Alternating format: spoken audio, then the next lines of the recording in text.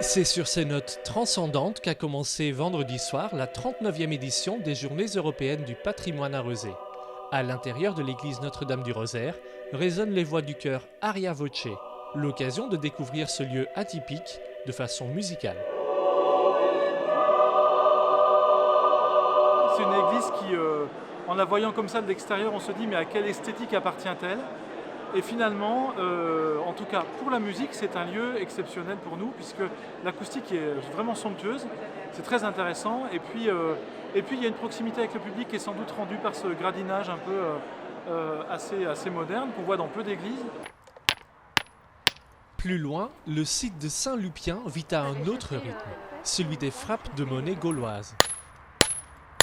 À voir sur place, toute la chaîne de production des pièces utilisées par nos ancêtres à Raciatum, Rezé, il y a 2000 ans. Celui-là, il est assez petit, il va être réussi.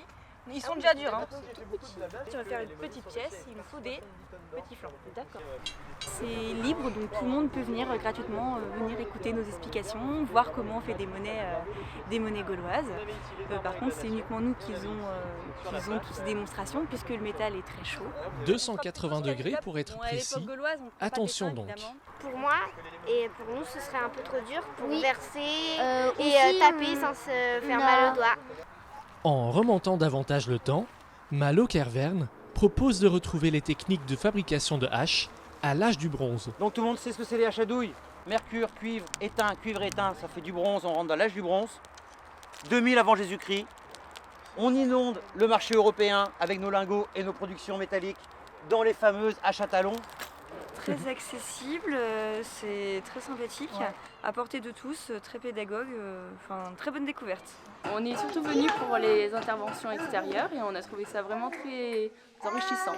Rezé est une ville assez active, donc il y a beaucoup de choses qui se passent sur le territoire. Donc ces journées du patrimoine, c'est aussi une façon de faire un focus et d'ouvrir aux gens. Et des gens qui n'iraient pas forcément d'autres jours, là ils sont curieux, ils viennent voir, donc c'est une bonne occasion.